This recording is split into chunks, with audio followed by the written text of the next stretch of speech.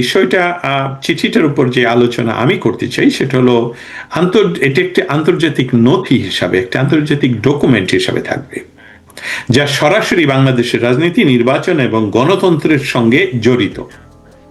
কারণ 23 ডিসেম্বর 2025 সালে যুক্তরাষ্ট্রের প্রতিনিধি পরিষদের পররাষ্ট্র বিষয়ক কমিটি শীর্ষ নেতারা বাংলাদেশের অন্তর্বর্তী সরকারের প্রধান উপদেষ্টা ডক্টর মোহাম্মদ ইউনূসকে একটি যৌথ চিঠি পাঠিয়েছেন।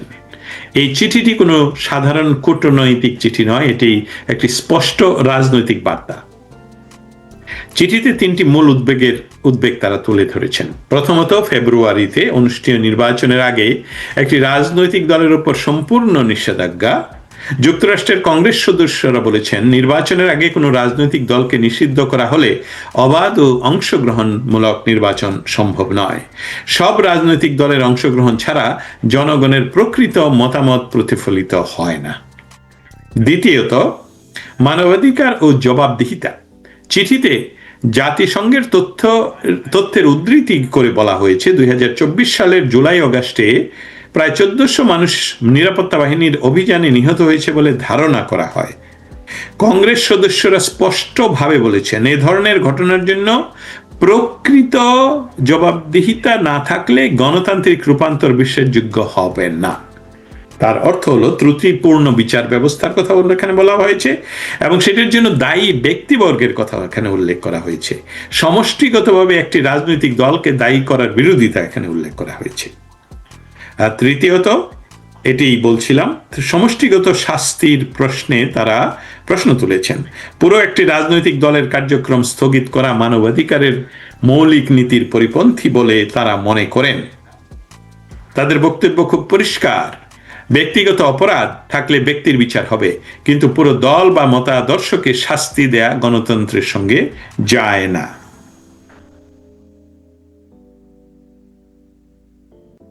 এই চিঠিতে যুক্তরাষ্ট্র আরো বলেছে, বাংলাদেশের জনগণের অধিকার রয়েছে অবাধ সুষ্ঠু নির্বাচনের মাধ্যমে সরকার বেছে নেয়া। তারা আশা প্রকাশ করেছেন, বর্তমান সরকার অথবা ভবিষ্যতের নির্বাচিত সরকার এই সিদ্ধান্তগুলো পুনর্বিবেচনা করবে। সবশেষে একটি গুরুত্বপূর্ণ দিক তারা তুলে ধরেছেন, যুক্তরাষ্ট্র বাংলাদেশকে একটি গুরুত্বপূর্ণ অংশীদার হিসেবে উল্লেখ করেছে এবং গণতান্ত্রিক রূপান্তরে সহযোগিতার আগ্রহ প্রকাশ করেছে। অর্থাৎ এটি কোনো হুমকি নয়, বরং একটি কূটনৈতিক সতর্কবার্তা। আই রিপিট, এটি কোনো হুমকি নয়, এটি কূটনৈতিক সতর্কবার্তা, যেটাকে ডক্টর ইউনূসের মেনে না নেওয়ার কোনো উপায় নেই। আমার দৃষ্টিতে এই চিঠি আন্তর্জাতিক মহলে বাংলাদেশের বর্তমান রাজনৈতিক পরিস্থিতি নিয়ে গভীর উদ্বেগের প্রতিফলন। এটাই উপেক্ষা করার মতো কোনো বিষয় নয়। এই ছিল আজকের এই চিঠি বিষয়ক আমার প্রতিবেদন আপনাদের জন্য। আপনারা অনেকেই অনেক কথা আমাকে জানতে চাচ্ছেন। একজন বলেছেন ময়মনসিংহ দীপু হত্যার বিষয়ে কিছু বলেন। ময়মনসিংহ দীপু হত্যার বিষয়টি নিয়ে আমি এখানে কংগ্রেসম্যানের সাথে সেটা লাইভ ভিডিও ওনাকে প্রদর্শন করি তা ওনার অফিসে বসে, এবং উনি 24 ঘন্টার ভিতরেই একটি প্রতিবাদ ওনার ওয়েব পেজে দিয়েছেন, যেটা আমি প্রকাশ করেছি এবং বাংলাদেশের গণমাধ্যম কিছু কিছু গণমাধ্যম সেটা প্রকাশ করেছে, এবং সেখানে তারা এই দীপুকে নির্মমভাবে হত্যা এবং পুড়িয়ে দেওয়া আর তীব্র নিন্দা এবং প্রতিবাদ জানিয়েছে। ভাই, এ চিঠির আবেদন শুনবে না, কারণ এটা ট্রাম্পের আবেদন না, তাই এটা শুনবে না। যে যারা চিঠি লিখেছেন তারা আমেরিকার খুব গুরুত্বপূর্ণ এবং পাওয়ারফুল এলিমেন্ট।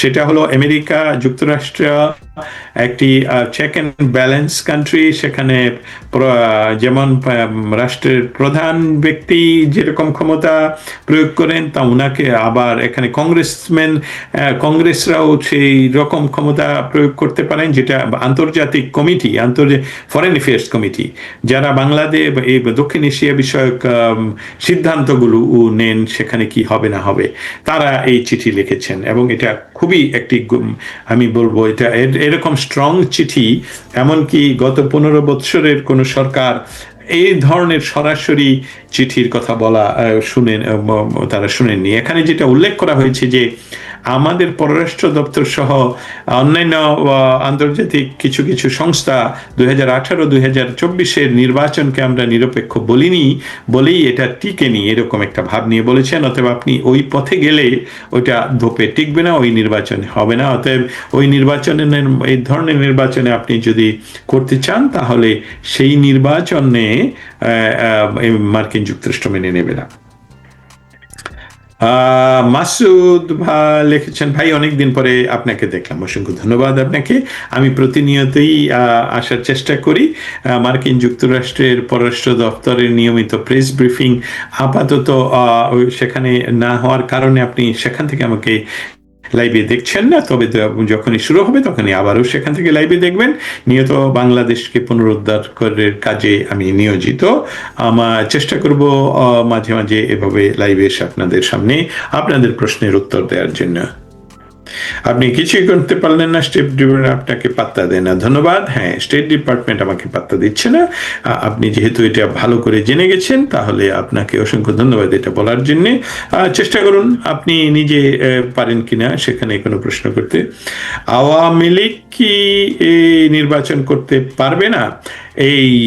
এই যে চিঠি, এই চিঠিতে আমি আবারও সেখানে ফিরে যাই। এই চিঠিতে তারা সুস্পষ্টভাবে উল্লেখ করেছে যে আমরা উদ্বিগ্ন যে সরকার রাজনৈতিক দলগুলোর কার্যক্রম স্থগিত রাখে অথবা ত্রুটিপূর্ণ আন্তর্জাতিক অপরাধ ট্রাইব্যুনাল চালু রাখে, তাহলে এ সকল লক্ষ্য অর্জন করা যাবে না। এই চিঠিতে তারা প্রথম যেটা বলেছে যে হ্যালো, আপনাকে সালাম, আপনাকে শুভেচ্ছা, আপনি ইলেকশন করবেন, খুব ভালো কথা, নির্বাচন ব্যালটের মাধ্যমে শান্তিপূর্ণভাবে জনগণের মতামত প্রতিফলিত করবেন, সেটাও ভালো কথা, কিন্তু আপনি যে নির্বাচন করবেন সেই আমরা বলছি যে আমরা উদ্বিগ্ন যে যে রাজনৈতিক দলগুলোর কার্যক্রম, তার অর্থ হলো বাংলাদেশের রাজনৈতিক দলগুলো অর্থাৎ ছাত্রলীগ এবং আওয়ামী লীগ এই মুহূর্তে নিষিদ্ধ, কার্যত নিষিদ্ধ। ছাত্রলীগ নিষিদ্ধ, আওয়ামী লীগের কার্যক্রম নিষিদ্ধ। অতএব এইটা বন্ধ রেখে এবং এই ধরনের আন্তর্জাতিক অপরাধ ট্রাইব্যুনালে ত্রুটিপূর্ণ বিচার করে এই লক্ষ্য অর্জন করা সম্ভব হবে না। এবং মার্কিন পররাষ্ট্র দপ্তর এই বিষয়ে মনে করে যে ফেব্রুয়ারিতে প্রকাশিত যে বিষয়গুলো করা উচিত সেটা হলো বাংলাদেশের সম্পূর্ণ রাজনৈতিক দলগুলোর কার্যক্রম স্থগিত যারা করেছে সকল নীতি সিদ্ধান্ত পুনর্বিবেচনা করার জন্য বলেছে, এবং জনগণের অধিকার রয়েছে একটি অবাধ সুষ্ঠু নির্বাচনের মাধ্যমে জনগণের সরকার গঠন করা, যেখানে সকল রাজনৈতিক দল, যেটাকে ইংলিশে ওরা সবসময় বলে ইনক্লুসিভ, সকল রাজনৈতিক দলের অংশ নিতে পারবে জনগণের কণ্ঠ করা। অতএব যেটা বলছিলেন আপনি ভাই, অনেক কিছুদিন পরে দেখলাম হ্যাঁ যে আওয়ামী লীগ নির্বাচনে অংশ নিতে পারবে কিনা, এটার উত্তরে এই ছিল আমার এই প্রশ্নের উত্তরে এই ছিল আমার উত্তর। আপনারা জানেন যে মার্কিন যুক্তরাষ্ট্র বাংলাদেশের ডক্টর ইউনূসের সাথে মার্কিন যুক্তরাষ্ট্রের একটি পারিবারিকভাবে একটি রাজনৈতিক দলের সাথে ওনার যে সুসম্পর্ক ছিল সেই সময়টুকু এখন নেই। তবে আশা করছি ভবিষ্যতে যে কোনো সময় ইতিমধ্যে আপনারা জানেন যে বাংলাদেশ বিষয়ে যে চিঠি লিখেছে এটা খুব সাধারণ একটি চিঠি নয়। আপনাকে বাংলাদেশের মুক্তিযুদ্ধের পক্ষে শক্তিভাবে কাজ করার জন্য আমরা মুক্তিযুদ্ধের পক্ষের লোক পাশে চাই। অবশ্যই সবসময় আমরা বাংলাদেশের পক্ষে, আমি নিরপেক্ষ নই, আমি ৭১-এর পক্ষে, আমি বঙ্গবন্ধুর পক্ষে, আমি জয় বাংলার পক্ষের লোক, এবং বাংলাদেশে আমি ৩২ নম্বরের পক্ষের লোক। অতএব বাংলাদেশকে পুনরুদ্ধার করার জন্য সবসময় সর্বদাই আমাকে শুধু পাশে পাবেন না, এবং আপনারাও আমার পাশে থাকবেন সেই আশাই করছি। আমি কোনো নিরপেক্ষ মানুষ নই, আমি বাংলাদেশের মানুষ। তাহলে আজকে এই পর্যন্ত। আপনারা যারা আমার সাথে এতক্ষণ ছিলেন, আপনাদের আরো কোনো প্রশ্ন থাকলে আমি উত্তর দেওয়ার চেষ্টা করব। দীপু হত্যার কারণে বিশ্বে বাংলাদেশের বর্তমান সরকারের ভাবমূর্তি একেবারেই উন্মোচিত যে এটা একটি মানুষ হত্যাকারী সরকার। এবং সেই সাথে রাজনৈতিক দল নিষিদ্ধ করে নির্বাচন করার জন্য যুক্তরাষ্ট্র যে পক্ষ থেকে যে চিঠিগুলো, সেটাতে উন্মোচিত হয়ে গেল যে এই সরকার আসলে কোনো নিরপেক্ষ কোনো সরকার নয়। এমনকি ডক্টর ইউনুস যে বিষয়টা বললেন যে ভোট দেওয়ার জন্য উনি নিরপেক্ষতা সেখানেও হারিয়েছেন। তার পূর্বে বাংলাদেশের ৭১-এর রাজনৈতিক ইতিহাস, আওয়ামী লীগের রাজনৈতিক ইতিহাস, আওয়ামী লীগকে অস্বীকার করে বাংলাদেশের কোনো নির্বাচনকে সামনে রেখে যে কাজ চালিয়ে যাচ্ছেন, সেই কাজটা হয়তোবা আমেরিকার এই চিঠির পর ডক্টর ইউনুসকে আসলেই আর কোনো উপায় আমি দেখছি না এটা না মেনে চলার। স্যার, আপনি গভীরভাবে শক্তভাবে স্টেট ডিপার্টমেন্টকে প্রশ্ন করেন, পয়েন্ট টু পয়েন্ট প্রশ্ন করেন, বর্তমান বাংলাদেশকে তুলে ধরবেন। অনেক নিপীড়ন হচ্ছে আওয়ামী লীগ নেতা কর্মীদের সাথে। অবশ্যই বর্তমানে স্টেট ডিপার্টমেন্টের নিয়মিত প্রেস ব্রিফিং বন্ধ রয়েছে, সেটা আবার যখন খুলবে তখন আমি অবশ্যই সেখানে নিয়মিত উপস্থিত থাকব এবং আপনাদের বাংলাদেশের সমস্ত বিষয়গুলো প্রতিদিন তুলে ধরবো। কিন্তু আমি লিখে যাচ্ছি, কথা বলে যাচ্ছি, সবসময় আপনাদের বাংলাদেশের পক্ষে কাজ করে যাচ্ছি। শেখ হাসিনাকে আসবেন? আচ্ছা, বিষয়টা হলো কেউ পালিয়ে নাই। আপনি যদি আপনার জীবন রক্ষা করতে না পারেন তাহলে আপনি তো রাজনীতি করতে পারবেন না, তাই না? যিনি প্রশ্ন করছেন 4145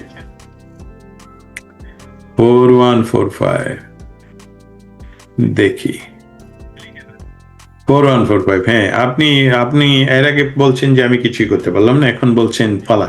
এইসব হলো আপনি বাংলাদেশ বিরোধী একটি লোক। আপনারা যারা একসাথে আছেন ওনাকে লক্ষ্য রাখবেন, যে প্রশ্ন করছেন উনি নিশ্চয়ই এই জঙ্গিবাদের পক্ষে। এবং বাংলাদেশে যে ডক্টর ইউনুস সকল মানুষকে জিম্মি করে তার ব্যবসা চালিয়ে যাচ্ছে এবং বাংলাদেশকে একটি জঙ্গি রাষ্ট্র হিসাবে তুলে ধরেছে বিশ্বের কাছে। দীপুর মতন একজন সাধারণ নাগরিককে পুড়িয়ে মারার পরেও তার মায়া কান্না হলো যে একটি অসভ্য অশ্লীল গালিবাজ, যার রাজনৈতিক কোনো পরিচয় নেই, তাকে তা নিজেরই মেটিকুলাসলি ডিজাইন করে হত্যা করে তার জন্যে বাংলাদেশের করের যে দীপু চাকরি করে করদাতা হিসাবে তার টাকা ব্যবহার করে তাকে সিঙ্গাপুরে পাঠিয়ে, মৃত লাশকে সিঙ্গাপুরে পাঠিয়ে সেখান থেকে ফিরে এনে বাংলাদেশ সরকারের টাকায় মাদ্রাসার সারা বাংলাদেশের মাদ্রাসার সকল ছাত্রদেরকে উপস্থিত রেখে সেখানে মায়া কান্না করা, অথচ দীপুর জন্য তার কোনো কান্না হয়নি। এই ব্যবস্থার বিরুদ্ধে আপনারা রুখে দাঁড়াবেন, সেটাই তো আমাদের মৌলিক চিন্তা। শেখ হাসিনা কেন? বাংলাদেশের সকল নাগরিক বাংলাদেশে ফিরে আসবে এবং বাংলাদেশকে ৭১-এর স্বাধীনতার পরাজিত শক্তিদের যারা এখন বেদখল করে রেখেছেন তাদের হাত থেকে পুনরুদ্ধার করবে। এই চিঠি না মানলে ইউনুসের কি হতে পারে ভাই জানাবেন। খুবই গুরুত্বপূর্ণ প্রশ্ন। এই চিঠির মানা না মানা, দেখুন আন্তর্জাতিক বিষয়গুলো এরকম, কার সাথে কার সম্পর্ক ভালো থাকবে না থাকবে এই বিষয়গুলো জড়িয়ে যায়। যেমন আমি উদাহরণ দিই, বাংলাদেশে খুব সাধারণতই ভারতের বিরুদ্ধে মিছিল হয়, সেভেন সিস্টার দখল হয়, ভারতের বিভিন্ন সরকারি তথা আমি বলবো যে তাদের কূটনৈতিক অফিসগুলো এবং দূতাবাসগুলো আক্রমণ হয়। কিন্তু সেই একই কারণে ইউরোপ বা আমেরিকার কোনো রাষ্ট্র দূতের বাসা বা অফিস তারা আক্রমণ করার দুঃসাহস দেখায় না, কারণ তখন তারা হারে হারে টের পাবে যে এই দুষ্কৃতিকারীরা যারা দূতাবাসে আক্রমণ করে তাদের কি ধরনের জঘন্যতম শাস্তি হয়। ভারত যেহেতু পরীক্ষিত বন্ধু, অতএব সেই হিসাবে আমরা পাকিস্তানের ভিতর থেকে ভারতে কেউ আক্রমণ করলে ভারত কিন্তু ২৪ ঘন্টার ভিতরেই পাকিস্তানের ভেতরে বোমা ফেলে এবং আক্রমণ করে। সেটা কিন্তু বাংলাদেশের বিষয়ে তারা করছে না, কারণ বাংলাদেশের এই ভূখণ্ডের সাথে ভারতের হাজার হাজার বছরের কৃষ্টির এবং রাজনৈতিক ইতিহাস জড়িত। অতএব এই চিঠি একটি গুরুত্বপূর্ণ ইঙ্গিত যে ডক্টর ইউনুসকে শুধু জোরপূর্বক একটি নির্বাচন করে দিলেই হবে না, সেখানে ইনক্লুসিভ নির্বাচন। এবং এই চিঠির ভিতরে অন্ততপক্ষে ৩ বার উল্লেখ করা হয়েছে রাজনৈতিক দলগুলো নিষিদ্ধ, তাদেরকে উন্মুক্ত করে দিতে হবে। অতএব এখানে আপনাদের কাছে আমি প্রশ্ন করি, কোন রাজনৈতিক দলগুলো নিষিদ্ধ? বাংলাদেশে এই মুহূর্তে ছাত্রলীগ নিষিদ্ধ, আওয়ামী লীগের কার্যক্রম নিষিদ্ধ। অতএব এখানে বুঝতে হবে তারা কি বলতে চাচ্ছে। জয় বাংলা। আপনারা আমার কথাগুলো স্পষ্ট শুনছেন বলে আশা করছি, এবং আপনারা আহ, আমার এই লাইভটুকু একটু শেয়ার করে দেবেন যাতে অন্যান্য মানুষেরা শুনতে পায়, কারণ অনেক আগ্রহ ভরে অনেকে অপেক্ষা করেন আমি জানি। আমি অনেক সময় সুযোগ করে আপনাদের সামনে আসতে পারি না, কিন্তু যে বিষয়টা নিয়ে আজকে আপনাদের সামনে আসলাম সেই বিষয়টা হলো মার্কিন যুক্তরাষ্ট্রের প্রতিনিধি পরিষদ বিদেশ বিষয়ক কমিটি একটি চিঠি দিয়েছে আজকে 23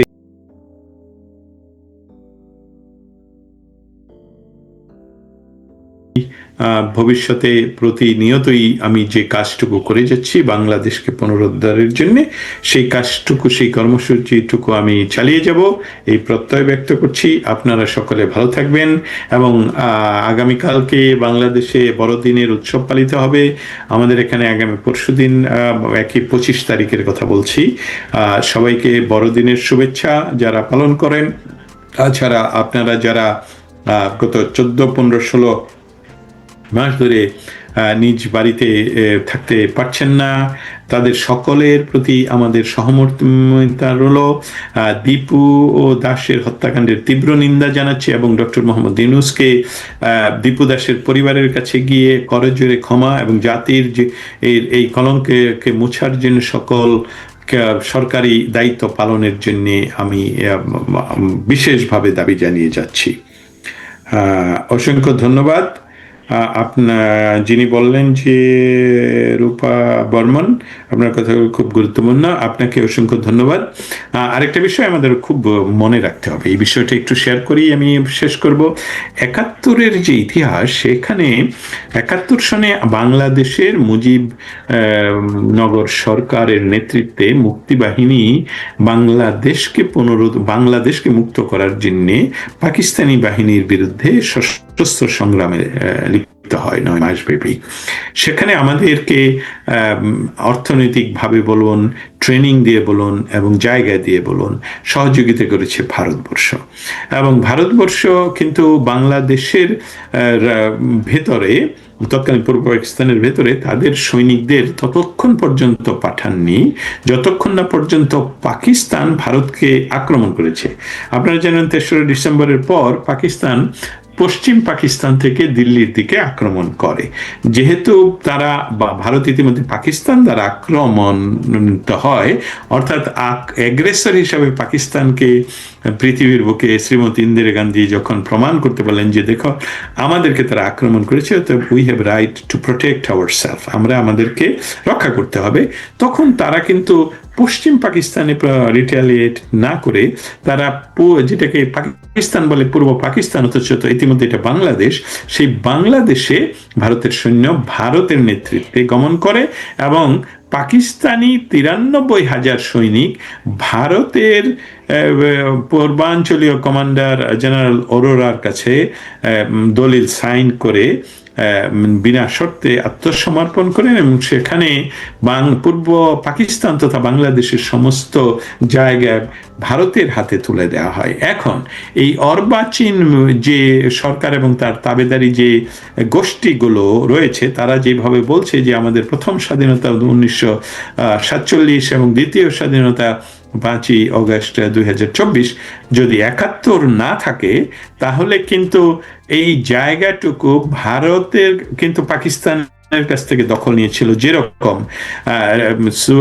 সোভিয়েত ইউনিয়ন, জাপান বলছি, সোভিয়েত ইউনিয়ন, যুক্তরাষ্ট্র, ব্রিটেন, ফ্রান্স, জার্মানি দখল করে আজও সেখানে দখল তারা রেখেছে। অতএব 71-এর ইতিহাসকে যদি আমরা মুছে দেই তাহলে কিন্তু সেখানে বাংলাদেশ নামক কোনো অস্তিত্ব থাকবে না, তাহলে এটা বেদখল হয়ে যাবে, এবং সেটা আমাদের বন্ধুরাষ্ট্র ভারত কখনোই করছে না, করবে না, সেটাই আমরা দৃঢ় বিশ্বাস করি। 71-এর মতন তারা আমাদেরকে সহযোগিতা করবে যাতে করে এই অঞ্চলে আমরা 71-এর যে চেতনা সেটাকে ফিরিয়ে আনতে পারি। কিন্তু এই উস্কানিমূলক যারা উস্কাচ্ছে বাংলাদেশ থেকে, যে 71 বলতে গেছে ছিল না, এটা ভারতের যুদ্ধ পাকিস্তানের সাথে, তাহলে তো ভারতের পাকিস্তান হেরে গেছে এবং ভারত এই জায়গাটা তাদের হিসাবে দখলে থাকার কথা। কিন্তু তারা বাংলাদেশের মুজিবনগর সরকারকে ডেকে তাদের সাথে একত্রিত হয়ে এই দেশকে একটা স্বাধীন সার্বভৌম রাষ্ট্র হিসেবে স্বীকৃতি দিয়ে দেওয়ার অর্থ এই নয় এটা লিখিত চুক্তি থাকতে হবে না।